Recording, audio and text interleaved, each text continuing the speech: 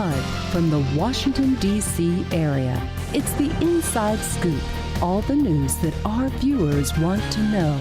Now, here's the host. Good evening and welcome to Inside Scoop, Virginia. I'm your host, Catherine Reed, and joining me tonight is Lucy Beadnell, who is the Director of Advocacy for the ARC of Northern Virginia. Welcome, Lucy. Thanks for having me. So, the ARC of Northern Virginia, as people may or may not know, has been around for a number of years, and I'm sure one of the first questions that people ask you is, what is the ARC of Northern Virginia? What does the ARC stand for? Well, many, many years ago, the ARC was an acronym.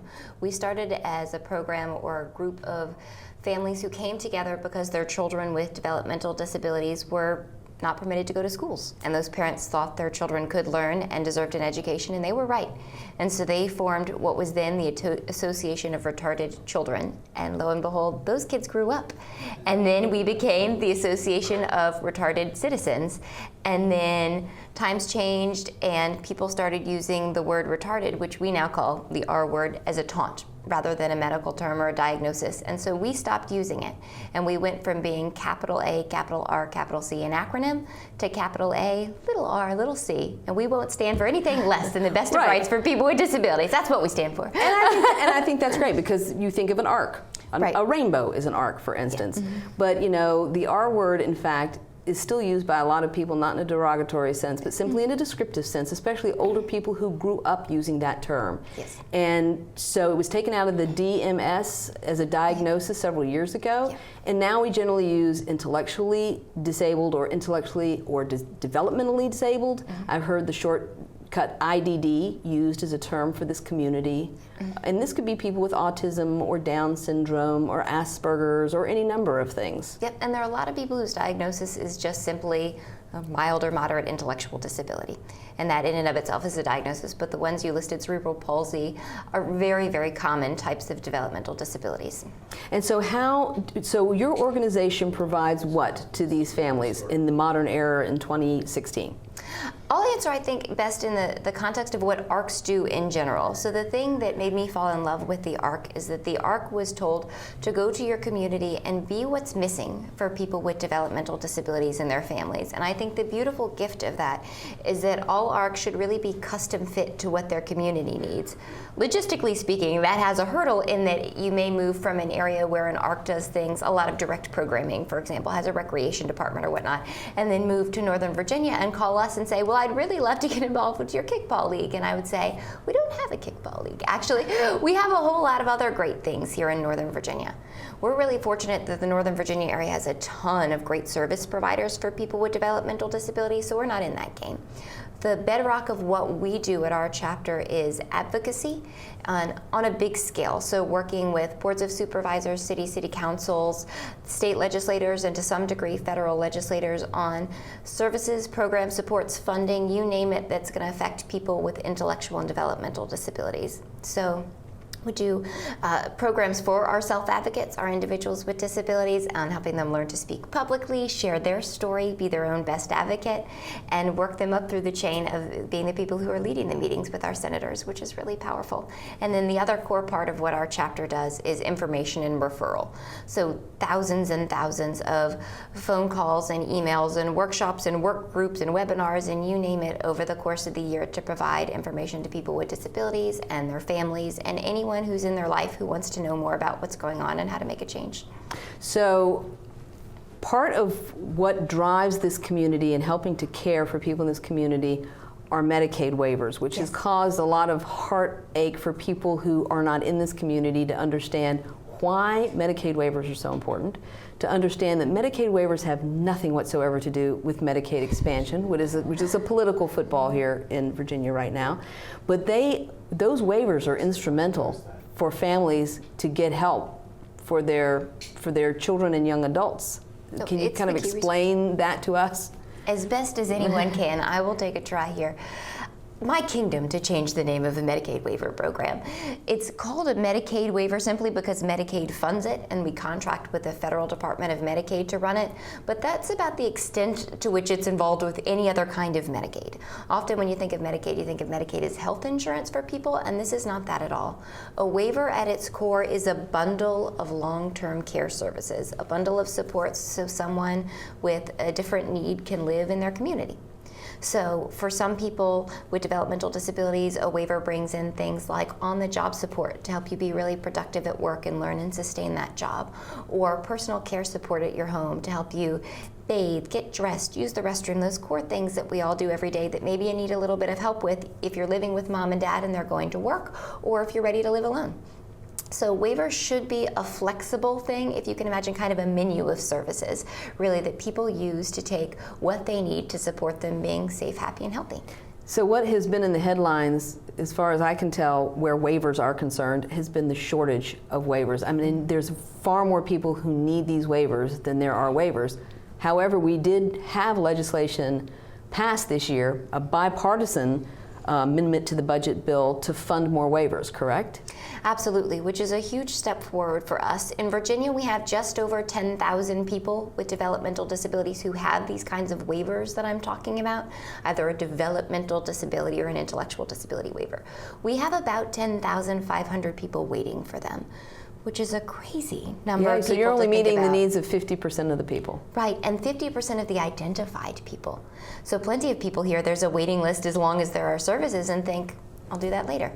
And we reach them when they're in a crisis, which is the last time I want to be talking with someone. We want to be talking with people years in advance and planning. It's just not a luxury that all families feel like they have. So this year, we had a governor who proposed the minimum number of waivers, what we call waiver slots, if you will, for people to serve that waiting list, to say, well, maybe you shouldn't be sitting at home on the couch with no job supports, or maybe your parents should be able to go to work, or maybe we should provide you the core services that everybody needs to kind of be a safe and healthy human being. He proposed what were ultimately about 325 waivers to address that 10,500 person waiting list, and that was the minimum required by a settlement agreement Virginia's in with the Department of Justice. Our General Assembly, thankfully, thought that that was really inadequate, and as you mentioned, bipartisan support all across the state, really, and came together and decided to fund an additional 355 Medicaid waivers. And for us, that's a big year, and it's an exciting year, and when you think about all of that combined, we're taking I know. a tiny fraction of the So top. now there's just, 9,500 people instead of 10,000. So your job as the Director of Advocacy, I would imagine, is to work with other organizations around the state to try to bump that number up every year. We do, and really at its core, people always say, why is there a waiting list? And the answer is just waivers cost money for services. And the longer you delay giving someone a waiver, the more expensive it's gonna be. If you can imagine giving supports to a child when they're really young and maybe first get a diagnosis of autism at age 3, for example, you're gonna have parents who feel supported all the way up as that child grows. You're gonna have parents who are able to go to work, who feel that they're cared for, that their child's cared for. You're gonna have parents who don't burn out. But if you do say, well, at 3, you can put your child on a waiting list for services since you don't have a diagnosis, but like my office mate, you may be waiting still 15 years later, then you have parents who are exhausted, who have hit the wall, marriages who have ended, and a child who is all of a sudden needing really expensive crisis supports, all of which we could have avoided. We're paying many, many times what we need to support a limited number of people rather than spreading those dollars and supporting people broadly. So people need to get their kids in the queue early. Yes. And you have just rolled out a hotline for people who need information? Yes, I'm thrilled to say that after, 20 plus years of the waivers being in effect, these developmental disabilities waivers, the state has centralized the intake system for them. It used to be done, by different cities and counties and different departments within those cities and counties and IQ dependent, and just saying this is exhausting. Right. I mean, to say it to parents who have these young kids who they know just need a little bit of help was way overwhelming and was a blockade for a lot of people entering the system. So the state just rolled out this month, actually, a new hotline so people can call from anywhere in the state and get basic information on waivers. And it should be a way for parents to just be able to pick up the phone in the middle of the night whenever they need help and call and start getting some of those answers they need. And I imagine we're going to see that waiting list grow, which is a good thing. We don't want those people living out there alone and not knowing there's help. No, and I mean the fact that you need to get your child in the queue, which is maybe something that parents of very young children don't realize, that could be a 10-year wait. Who would imagine that? Like, what reasonable person would look at their 4-year-old and go, well, we hope we have something by the time you're 15. Yeah. And at best, a few years ago, a really interesting group in this area surveyed Fairfax County residents and a lot of students at George Mason and said, what happens to people with disabilities when they graduate from high school? And everyone said, they get supports and they have a job. It's assumed in our culture where we value people with disabilities, or should value people with disabilities, that this is our most vulnerable population. We shouldn't be chucking them out on the streets and making them wait sometimes for decades for the bare minimum of help to stay at home and safe. Everyone assumes that it happens, and I think that's a real curse, that no one looks and sees how many families are struggling to just get through day to day. So with Medicaid waivers, is there an aging out of the system as there are with other programs? Thankfully, no. And so part of the reason that there is a waiting list is the waiver is, in Virginia, the public funding source for disability supports. So it's the only place people have to go. So then people stick to it for their whole lives because they don't really have a whole lot of other options in many cases. So folks can have a waiver from the time they first get it through their entire lifespan, so long as they continue to qualify for one. Oh, so that's great. So it isn't like, foster care kids, you age out of the system and you're done. So this Medicaid waiver will follow people, and I'm assuming that it will help them with a number of things, including housing? Interestingly, the waiver by federal statute is only allowed to fund supports. And so this is a conversation we have a lot with families. If you want your child to live independently, by which I just mean living outside of their parents' home, even if they need 24-hour supports to do that, then a waiver can bring in all of those supports. And a separate conversation is really, where are they going to live? So some waiver service models and service providers say, we partner with an apartment complex, or we also own homes, and you can work with us to bundle those services, but at the end of the day, the waiver is really only going to pay for the supports you need to do that, and you should find where you want to live. Right, so not the housing itself, but the support inside those four walls. Mm-hmm. So I know that there's a group of parents that are actively looking at how to do that in Northern Virginia. There's a lot of highly motivated parents in the Northern Virginia area, and I know two of them, Jim and Ellen Graham, who started Cameron's Coffee and Chocolates specifically as a nonprofit to employ intellectually and developmentally disabled young people. And I think we're going to see, as time goes on, more parents being innovative. And when we get back from our break, we are going to discuss more about employment and how we get these skilled young people into our workforce and support them there, whether it's through Medicaid waivers or it's through other kinds of supports. We'll come back and we will talk about what we are going to do to support these IDD young people out in our workforce.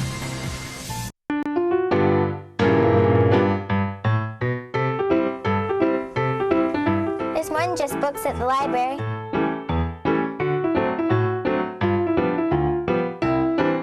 There's more than just books at the library. Excuse me. There's more than just books at the library.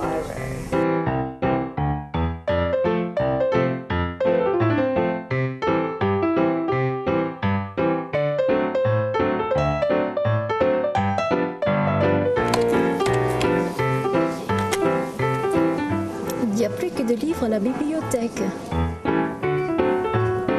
Hello. You have a lot of great books here today. You know there's more than just books at the library. I know. There's more than just books at the library. I don't want to be hooked to a machine. I want all the medical treatment available to me. I wouldn't want my family to have to make this decision. My doctor knows what's best for me. An advance directive is your life on your terms. Talk with your family. Decide what's right for you. Then put it in writing. Documenting my wishes today means my family won't have to make heart-wrenching decisions later. To learn more, visit www.putitinwriting.org. 1,200 American youth run away from their homes every day. The National Runaway Switchboard is here to help. 1-800-RUNAWAY. If you are a runaway, thinking about running away from home, or a parent or guardian concerned about issues facing your child, call us 24 hours a day. 1-800-RUNAWAY. In times of crisis, hope is just a phone call away. 1-800. We're back to the Inside Scoop. Here again, your host. Welcome back to Inside Scoop, Virginia. I'm your host, Catherine Reed, and joining me tonight is the Director of Advocacy for the ARC of Northern Virginia, Lucy Beadnell. Thank you so much, Lucy. So we were talking at the end of the last break about employing these young adults, young people, into supported employment environments. And we've had sheltered workshops, again, talking about how people imagined this community of disabled people years ago. You thought of Goodwill and the commercials about sheltered workshops. But young people now are being mainstreamed in the public schools. And so their training, their education, their skills when they get out are vastly different. And I think so are their expectations. Yeah, and they should be. These children have worked so hard alongside their parents and some fantastic teachers to come out of school with adapted diplomas, typical diplomas, or have just worked really hard to develop strong vocational skills coming out of school. And they're seeing not only their siblings, but their peers at school leave school to employment and good quality jobs and going on to college, and they think, why isn't that happening for me? And the answer is it should be. People with disabilities are grossly disproportionately unemployed relative to the rest of the population, despite very consistent surveys that show people with disabilities want to work. And the thing too is that some of them are employed, but they're either not paid. I've read about this. Some are paid with gift cards. That was a story that came out of Roanoke, Virginia. Some are just not, some it's like an internship. I mean, it really varies as to whether they're paid, how they're paid, what they're paid, or how they're compensated for actual work. No, really sad. And President Obama has led the charge against 14C, which is a federal provision that allowed people with disabilities as a separate class of citizens to be paid less than minimum wage based upon their productivity. I think the intent was to get people employed, and what the fallout has been is a lot of people, as you mentioned, work in sheltered workshops. So people with disabilities surrounded by other people with disabilities in big cinder block buildings with paid support staff. And what we see, or what the ARC rather wants to see, are those walls being broken down and those people working at jobs in their community like everybody else. And if they need supports to do that, they need supports to do that. When I worked in direct services, there was no such thing as saying someone couldn't do it. It was just they needed more support to get it done.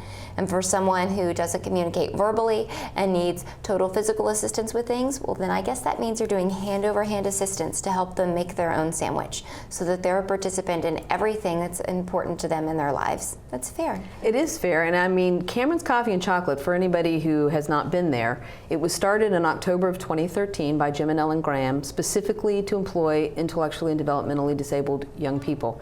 They do have a grant from Fairfax County. It is a program. They are referred to as program participants. My daughter, Emily, works there, so I have kind of an insight into this organization, this business, more than most would. But Emily talks about the fact that the program participants, and that's how they are referred, that the program participants love working, that they do have skills. There is a bar of expectations set for them to do a good job because they're being paid, and that they love getting a paycheck. Love getting a paycheck. I think the big surprise that the world uncovered a few decades ago is that people with disabilities are people like everybody else. That's what Emily says, they're just like everybody else. Everybody, no matter who you are, wants a place to live. They want to feel valued and a part of their community. You want to feel like you're doing something meaningful with your time and earning respect and money for doing that. And finally, we're starting to see great employers like Cameron's Coffee and Chocolate saying, we'll give you that opportunity, and it pays off in spades.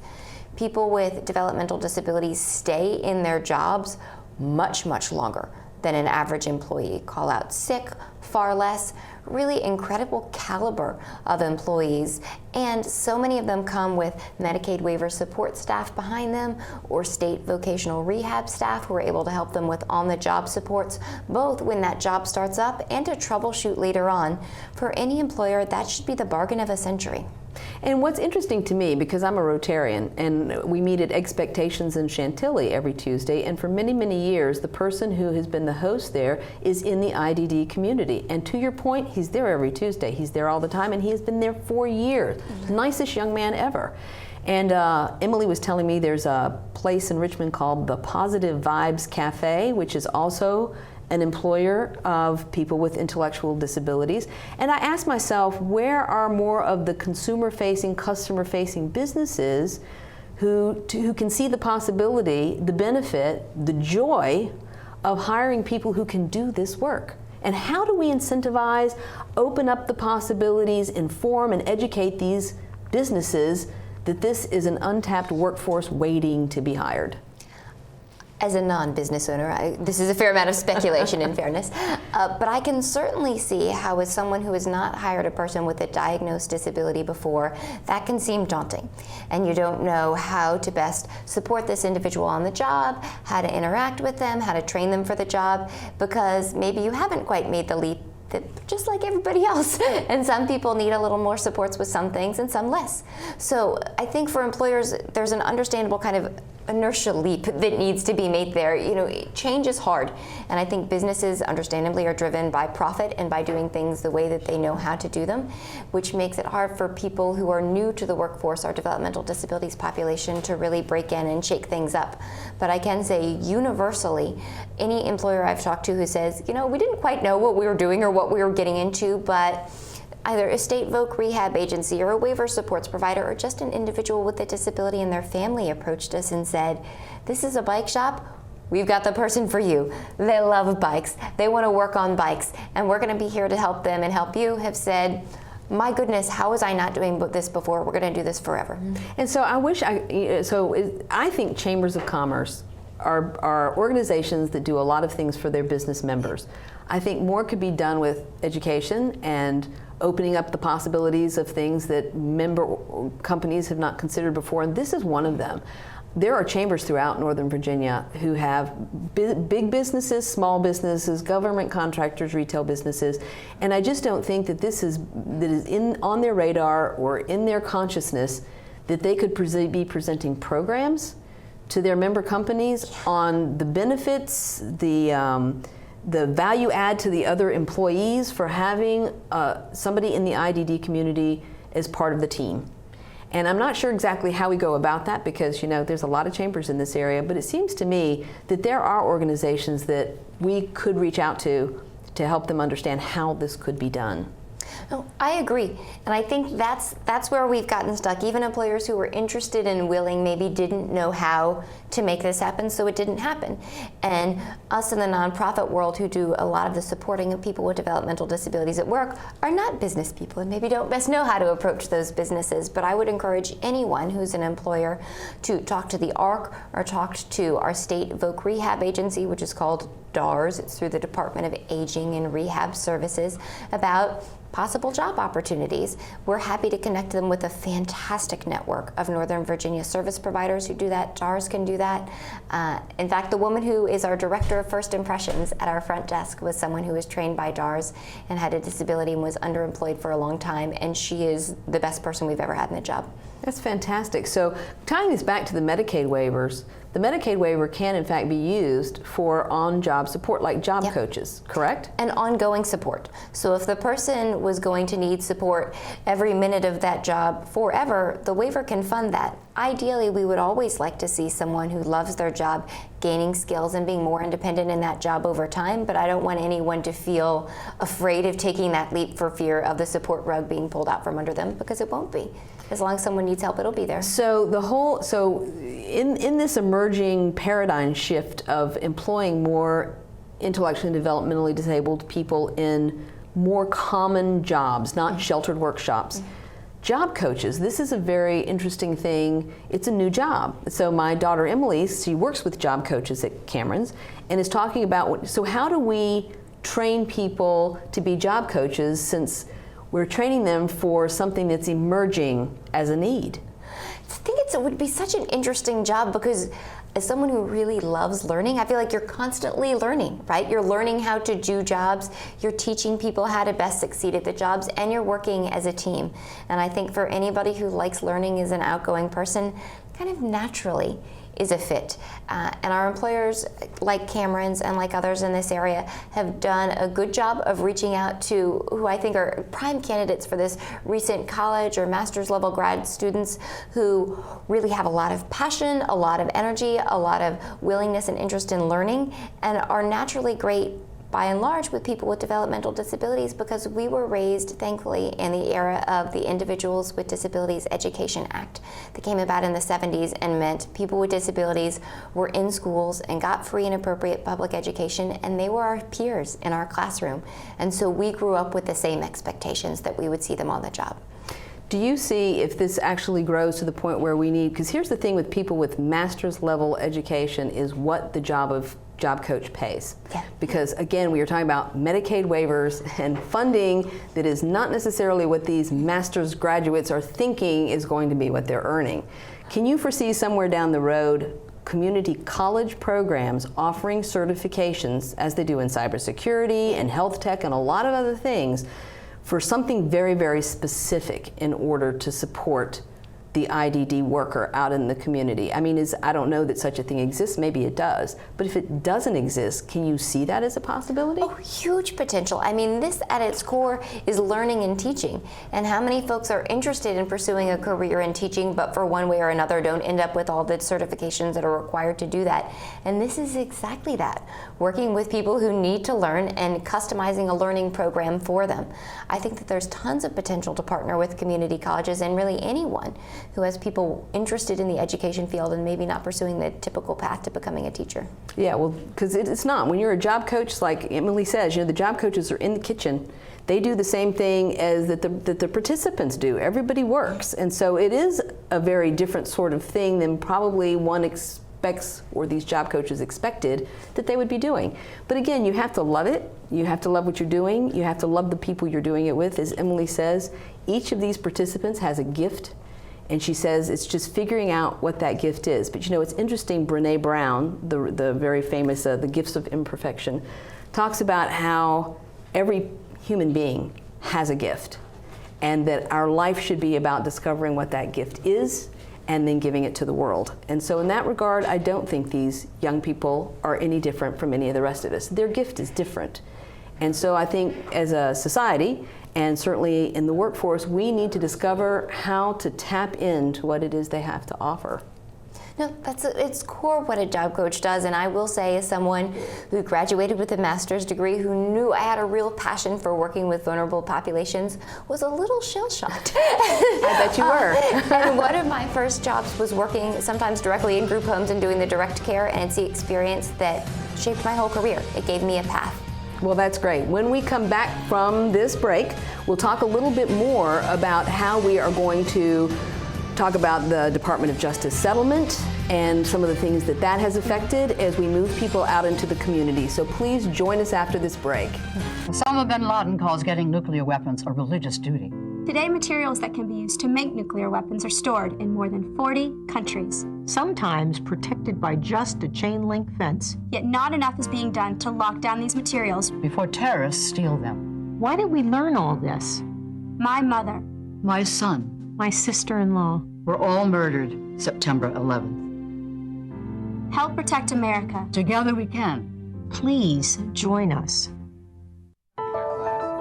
The stem cell issue is being debated throughout the country. Truth is, most everyone has an opinion, even if they don't know the facts. Let's stop arguing and start really understanding the potential of stem cell research. For us and for millions of Americans living with disabilities, get the facts. Call 1-877-842-3442 for free information from the Stem Cell Research Foundation. That's 1-877-842-3442. Following the tragic events of September 11th, there have been hundreds of violent attacks against innocent Americans. Remember what that flag you're waving stands for. Remember, please stop the hate. We're stronger when we are united. Remember what that flag you're waving stands for. One nation under God. Indivisible. With liberty and justice for all. In America, there's either room for everyone or it's not America. Don't pick the wrong fight. Let's keep America land of the free. Stop the hate. Planning a home renovation? Put this at the top of your to-do list. Because after 10 years, none of you are protected against tetanus and another potentially fatal disease, diphtheria. A minor injury, such as a cut or a scrape, can put you at risk for a tetanus infection. And while safety gear offers some protection, an up-to-date vaccination called the TD booster is the best insurance against tetanus. So get the TD booster. If it's been 10, do it again.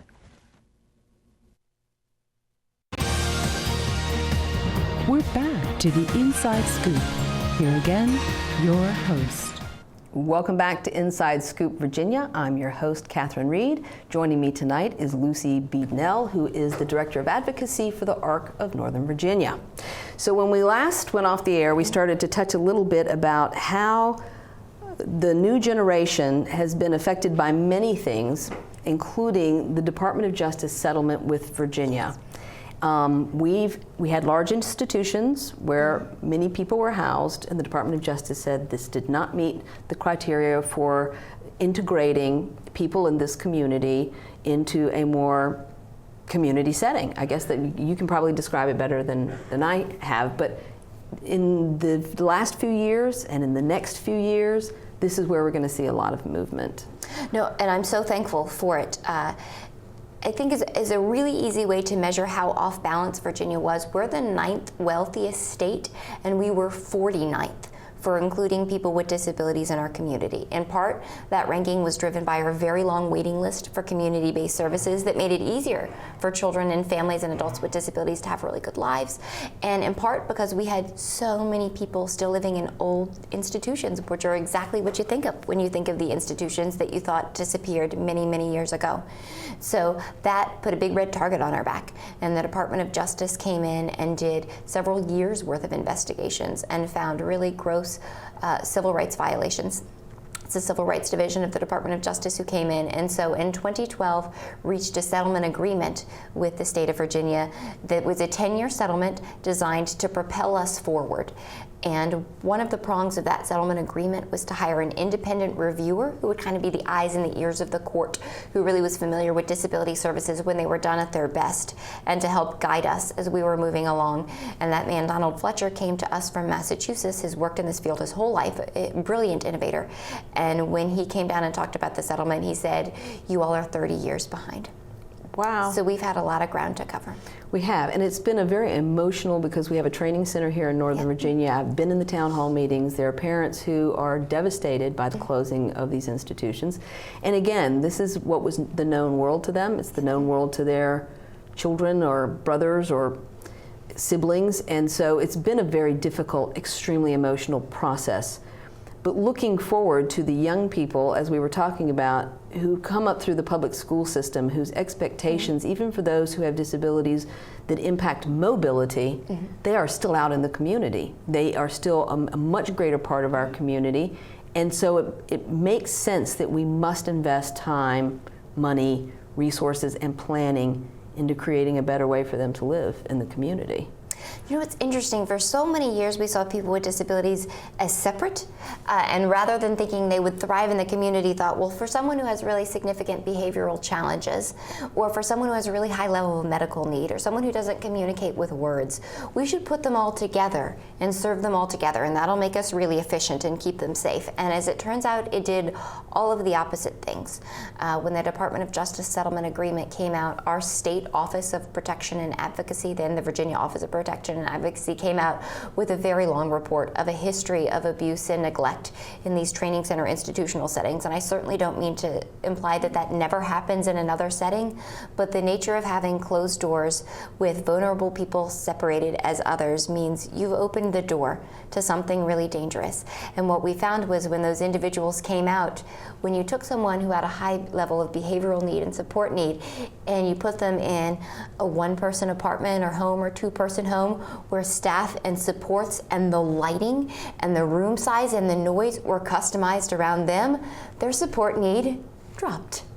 the support cost to serve them dropped significantly. Right now we're paying an average of $322,000 per year to support someone living in one of the remaining training centers. Ours in Northern Virginia closed in January of this year, and we're paying a small fraction of that to provide them, I would say, better services in the community where people tend to live much happier, healthier lives. I think, so I have been in one group home. My friend Kathy Hackshaw oversees group homes for Fairfax County. And there's a wonderful man named Elliot who has a beautiful singing voice. He's blind and he's developmentally, intellectually disabled, but he sings so beautifully that we often ask him to sing at events. And so I went with Kathy to the home where he lives to talk to him about whether or not he would sing at an event that Our Daily Bread did, and which he agreed to do. But being in the home and seeing the other participants in the home and the kind of support, and it was a house in a neighborhood, I have to believe that Elliot and everybody who lives there is happier in a real house. They have their own room. There's a dining room. We sat in the living room. To me, it's like, isn't this what everyone would want? And that's just it. It's what everyone would want. How many adults do you know in their 40s who live with 300 other people in a large building or live with 6 or 7 unrelated people in their home? It's not what we grow up expecting, and it's not what feels natural to us. People want to live and should want to live in family-like environments, in small communities where they feel really individually supported and valued. And when we do that, we're doing a huge service to everyone, not the least of which is to the state's pocketbook. I agree, and I think too, having people actually in the community, and this is the other part of it, this separation where we're kind of corralling people, whether we think it's for their own safety or for their own benefit or not, these people actually want to be with everyone else because they're people. And this is a basic human instinct to engage and to form a community and to be part of the human interaction. And I have to believe that we are not educating the broader public about these issues to understand the role the general public plays in embracing this idea. No, and people say all the time, well, what can I do? This is interesting.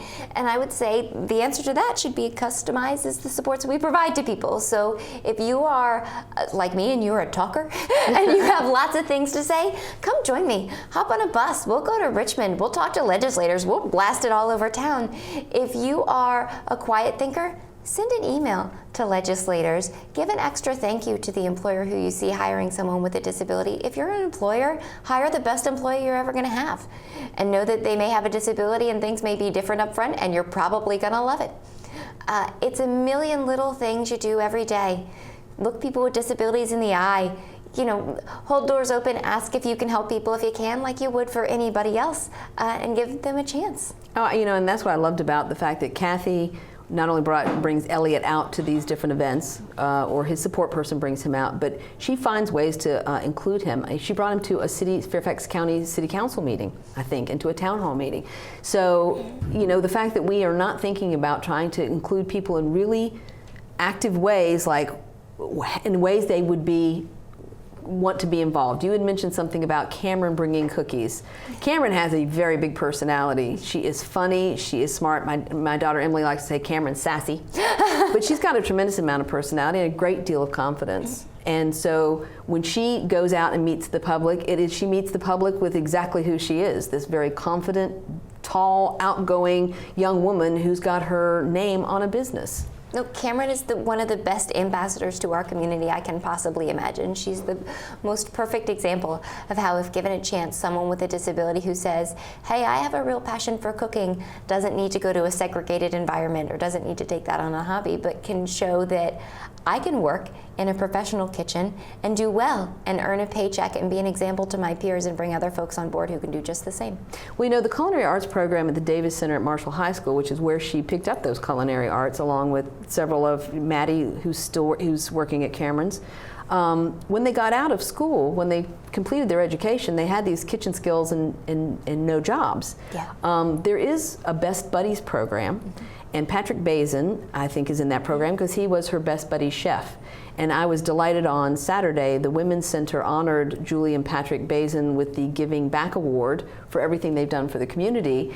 And I've known Julie and Patrick Bazin for a long time, but did not realize that Patrick was part of this Best Buddies program, and that's how he knew Cameron Graham and her parents. So that, to me, right there is a way in which businesses can be involved. Yes. There are so many ways that you can interact and add something, give something, and you get something back in return. And I just don't think we're doing a very good job marketing it. Might be the wrong word, except that I'm in the marketing field. So, you know, just exploring ideas and ways that we can get the broader community to figure out how they can join us. No, marketing is the right word, and I know it because we are bad at marketing. We are good at knowing what people with disabilities and their families want because we listen to them, and we're good at providing supports and programming and knowing our community, but a lot of the nonprofits don't have money or time or expertise in marketing, and I think that's kind of left the people with disabilities at a real disadvantage because we haven't been the ambassadors to the jobs, but now I think we're helping them take that leap and be the people who say, hey, I asked my coffee shop down the corner if they'd be interested in talking about employment. Of course they said sure. Yeah, and that's why I will continue to go back to the idea that chambers of commerce can be the cornerstone of helping us to market the benefits of businesses being involved with the IDD community, but also looking forward to down the road, we have a larger population than ever of identified people. A lot, this is Autism Awareness Month in April, and I think people have been astonished at the explosion of the number of diagnoses, particularly in Northern Virginia. At one point, I think it was 1 in 88. I don't know what it is now. 1 in 68. 1 in 68. Wow. Okay, so. This is just a reality. This is just a reality that we are not facing, we are not prepared for, we haven't planned for. No, for years I've been saying, the tidal wave is coming, and it is. All of a sudden, in the 80s and 90s and 2000s, we started identifying better people on the autism spectrum. It seems the prevalence of autism has grown. We don't, as a community, have all of the answers to all of that, but what we do need to be working on in the meantime is making sure that supports and services are in place so these people have a great quality of life. And people on the autism spectrum, like all people, have incredibly unique gifts, some of whom are phenomenally talented, genius IQs, can do things with music and writing and math and numbers and things that the rest of us can only dream of. But most folks like us are just people who just want a place to live and a place to work, and we just have to adjust our work environments. Sometimes it's something as little as changing the light bulbs if the halogen lights in your office are going to be something that's a real headache or heartache for that person with autism. Changing the noise level, rearranging furniture, things. I think the average office modification, if you accommodate with someone with a disability, is well less than $500 and never needs to be repeated. That's amazing, and so I think the part of the message that we truly have to get out is this is not a matter of will we do something? It's a matter of when are we going to do something? Because this is a population of young people that are going to turn into young adults, we're there already, who are going to turn into middle-aged adults and elderly people.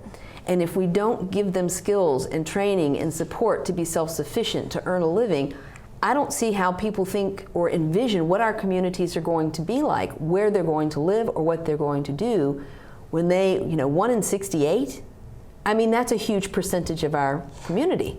No, we'd be doing a gross disservice to them not to give them those skills and supports, and we'd be doing a disservice to our community not to give them the gifts of these folks on the autism spectrum.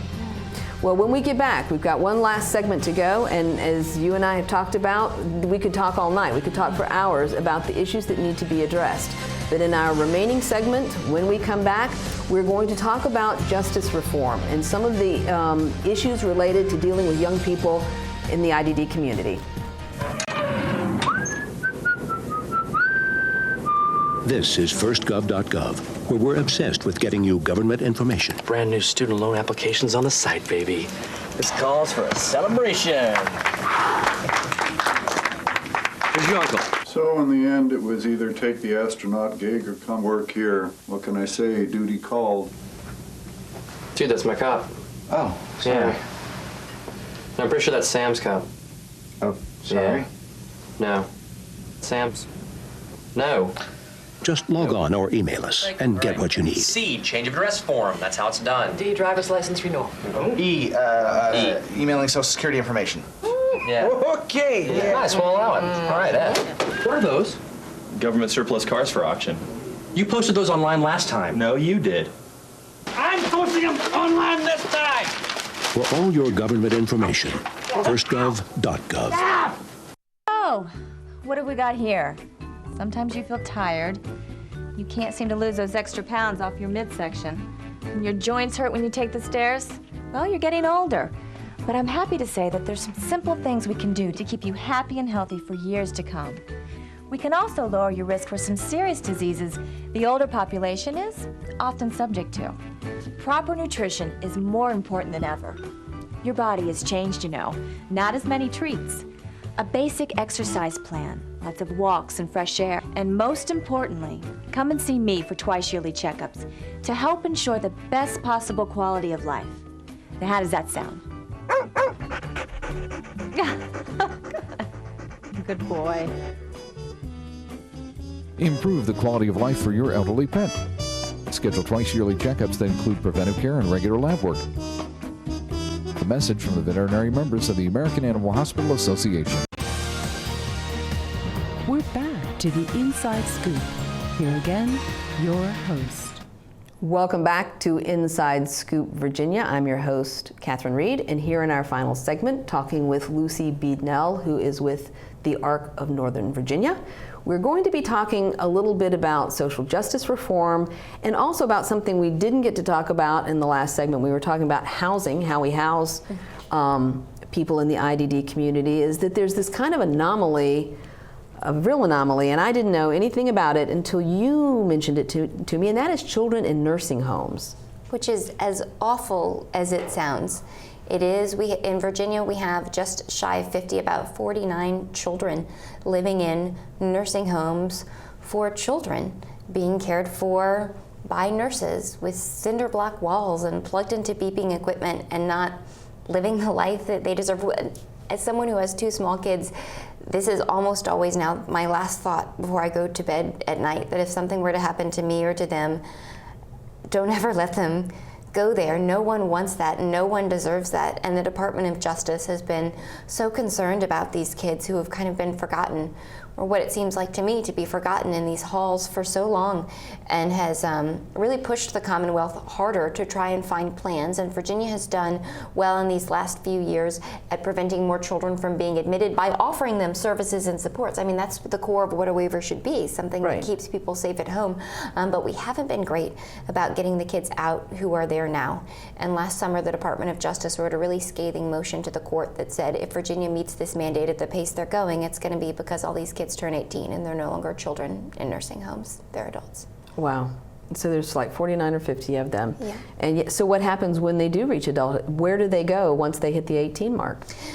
It's been like a black hole finding information or trying to find information about these kids for me. We've been working on this for a while, so a lot just go right into nursing homes for adults. There's a nursing home for children in Northern Virginia area called ILIF, and just down the hall, it's a nursing home for adults. What if you lived your whole life in a building? Wow. You never had a family who was there with you every day. And I can certainly understand, as a parent and as an advocate, that it's a lot of work and effort involved in taking care of someone with a developmental disability at home, even if you do have a waiver to provide supports for them at home. And I can certainly understand parents saying, you know, if a nurse calls out, my job isn't flexible enough for me to be the backup staff. I don't have a way for them to live there. But the answer can't be, then they have to go live in a nursing home. We just have to do better. What about foster care? So great question, and that was my question. We have an amazing foster care system in Virginia, and we have trained therapeutic foster care parents who undergo specialty training, who could certainly and do support children with incredibly complex medical needs. And what I found was, for these children in nursing homes, if their parents are not guilty of abuse, neglect, or exploitation, and want to be involved in that child's life, they're denied entry to the foster care system, even if the parent says, the child can't live with me. Wow. So we've closed all the right doors and left the wrong one open. Right. Right, because I had foster care people from Fairfax County on the show who talked about that and the circumstances under which children are removed from the home. But you're right, this is kind of a gap that's not being addressed It doesn't fit the and criteria. I want those parents to be involved. And if it's one visit a year they can manage, I want them to have that one visit. I don't think anyone should have to terminate their parental rights to get basic services to keep their children alive. But we have to open up a gate for those kids to have supported homes in the community. If that's not through the foster care system, then through a parallel system where someone's living with a caregiver who's paid to help support them in a family environment and has training to support them. You know, the independent reviewer I mentioned for our settlement agreement said the people with the most complex medical needs in our whole state are not living in nursing homes and they're not living in training centers, they're living in their parents' homes. And it's not every child, but all these parents, they work so hard and they do make it work, and they've proven for decades that the children who are the most medically complicated can live in their communities and thrive in their communities if we can just give them a little bit of help to make it happen. Wow. It makes me wonder about the culture of Virginia, but we can't talk about that because that would be that'd be a mini series if we talked about the culture in Virginia. But I do think there may be an opportunity with the foster care system, simply because I don't know if they've been, they clearly are the experts. They do a wonderful job. The systems are in place. Why would you reinvent a parallel system if all the expertise and the institutional knowledge and the best practices are already there to do this? Yeah, and I think if there's a way around foster care law, this is all new to me, but allowing those children to enter that system, or we have services on the waivers. There's something called sponsored placement, where an individual with a disability, usually adult with a disability, lives with a full-time caregiver. And in those models, the caregiver is paid a very reasonable amount of money, enough money that you can live in Northern Virginia, to be the 24-hour support staff in the same way that a parent is 24-hour support staff. You still have a break when that person goes to school. You have a break when you schedule vacations and schedule relief staff, but it's a family-like environment, and the people who are sponsored placement providers are often folks who have worked in the disability field for years and have a real passion for this and love for this, and there's lots of screening and oversights and training and all kinds of things to make sure folks are kept safe. That's where a kid should be going, and that's where I would like to see them going, some kind of environment like that. That again, piggyback on what already exists rather than reinventing the wheel. We don't have much time with these kids. No, we don't, but it seems like this is something unexplored, untapped, uninvestigated. It seems to me what I see in all of this is every time there is a problem, that means that there is equally an opportunity, because innovation is about problem solving. And so we clearly are not innovating our way out of these existing problems. No, huge barrier. And I think the Department of Justice settlement has given new energy to a state for the longest time felt, it's all lost. We can't make up ground here. And I'm seeing new advocates and new energy and new ideas come out from people on how to move things forward. And our State Department of Behavioral Health and Developmental Services really had 30 years to cover in a very short period of time, and I think has gotten a lot of the right people on board to do that, and is really looking forward at driving us forward. We just have a long way to go very quickly. And we've been found not to be in compliance with the Department of Justice settlement because we're not going far enough fast enough. Well, we've got a few problems here in Virginia, and one of them that has come to light this past year is the number of juveniles that enter our corrections pipeline who are in this IDD community. And I know there has been a push to have ID cards given that will code an individual who has been diagnosed with having intellectual, developmental, or other kind of disability, perhaps emotional. And so that's certainly a step in the right direction. But our state, and I don't know the numbers on this, but our state ranks really high in the number of juveniles who enter our justice system. First. We're number one. Are we number one in that? School to prison pipeline. Oh, we're number one in the school to prison pipeline. I couldn't remember, but I'm going to rely on you for having that. So this is problematic. And I know that a piece of legislation was just passed that addresses this. And I also know that there's a number of people, Juliet Hisney and Teresa Champion, and apparently Brian Moran, who don't think it's gone quite far enough. Yeah, many kudos to Teresa and Brian and Juliet. Juliet championed a bill along with Delegate Albo from the Springfield area this last General Assembly session that gave students with IEPs, which is an individualized education plan. My son had one. Yeah. I know what that is. Tons and tons and tons of people have them. It's everybody from our folks who maybe have pretty significant cognitive needs to a small physical adaptation to, dyslexia, learning disabilities, all kinds of things. Folks have IEPs, and it gives the opportunity for you to present that in court as mitigating evidence if you've been accused as a crime, because there's no question that you have a disability that changes the way you process information. Yep. It's going to change the way you process information that's going to result in crimes. And many times we hear about situations with individuals who have developmental or intellectual disabilities having done nothing wrong, but when being questioned by police because they fit a profile or look like someone else or seem to be doing something suspicious that was all derived from the disability and had done nothing wrong in the first place, then had a negative interaction with the police officer, and that landed them in jail. Well, there was a African-American young man where that absolutely happened. Yeah. By questioning, there was nothing wrong until the police questioned him. He got aggressive. It escalated. They put him in jail. They put him in solitary confinement. He got aggressive in the jail. That added to his sentence. I mean, this has got to be every parent's worst kind of nightmare. Years. And I can remember the number of people involved in petitioning Governor McAuliffe to sign to get him into a special program in Florida. Yeah. And out of Virginia's. Years. I know, it took years. And they put him in solitary confinement. I'm like, I can't imagine how a parent deals with that. And it's not that he committed a crime other than his poor reaction to being, should we say, harassed by the police? Would that be too strong? Maybe not, I'm going to say it. So the problem, and we've got a lot of problems in Virginia, as I said, too many to talk about in the remaining time we have here. But all of these factors, the disability factor, the race factor, how police are not trained to deal with people who have disabilities or are in the IDD community, and how it all goes south pretty quickly. And then how the justice system treats them as criminals and puts them in jail.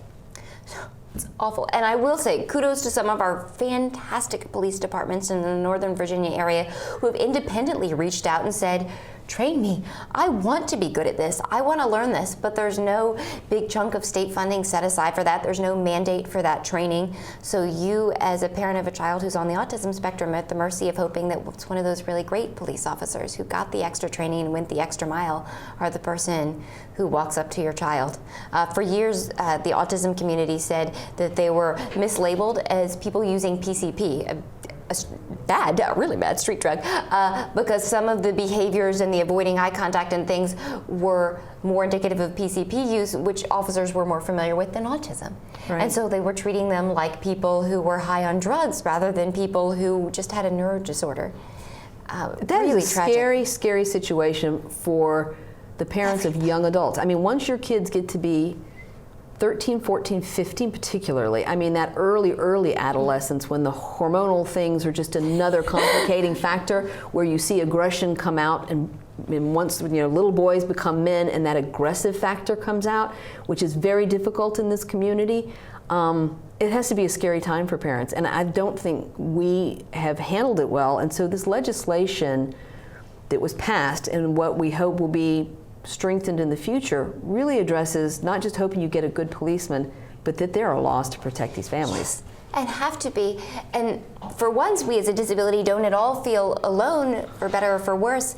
This is not just us. To your point, this is race-based needs. I mean, the gross disproportion of people who are socioeconomically disadvantaged, non-white, have developmental disabilities in jails far outweigh the population. The statistics I most recently saw that the general population is 2 to 3% people with developmental disabilities, and we're 40% of kids in juvie. Oh, wow. Well, and I've seen those statistics too. And so next week, our show is going to be about justice reform. We are going to talk with Juliet, and I don't know who the other guests will be for next week's show, but I think it is time that we talked about this. It's going to be a nice complement to the show we've had here tonight. I really, really appreciate you being on the show. Thank you so much, Lucy. Thanks for your time. And you've got a fan club out there. So join us next week, and we will talk about justice reform.